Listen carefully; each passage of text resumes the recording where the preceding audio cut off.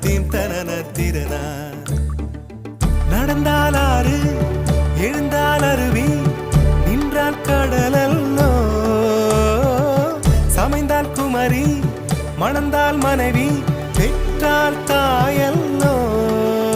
சிறு நதிகளே நதியிடும் கரைகளே கரை தொடும் நுரைகளே நுரைகளில் இவள் முகமே. சிறு நதி